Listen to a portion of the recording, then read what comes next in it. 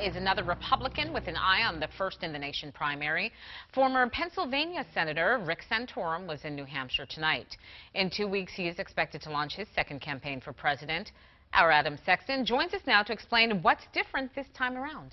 Well, Shelley, Senator Santorum surprised a lot of people in 2012, but ultimately came up short. This time around, he's once again being viewed as a long shot as he looks for a way to heal what ails the American family and the economy.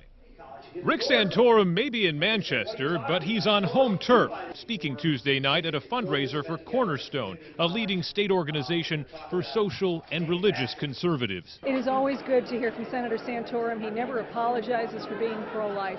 But the talk heading into 2016 is that Santorum, long known as a fearless culture warrior, could recalibrate his message if he makes another bid for the White House, emphasizing what he calls blue-collar conservatism. We need to provide opportunities for everybody, not just those who have wealth and opportunity. We need to make sure that the 74% of Americans who don't have a college degree have an opportunity to pursue the American dream. In 2012, Santorum made a meteoric rise from the back of the Republican pack to victory in the Iowa caucuses. He won in nearly a dozen states, ultimately finishing second to Mitt Romney. It showed some resiliency. Hopefully, folks like to see that in their leaders, someone who's resilient, someone who can stand up and face pretty long odds and fight the good fight. The field this time around is likely to be much larger and more competitive, but the former senator sees that as a good thing. I think it's great that we have such a strong bench.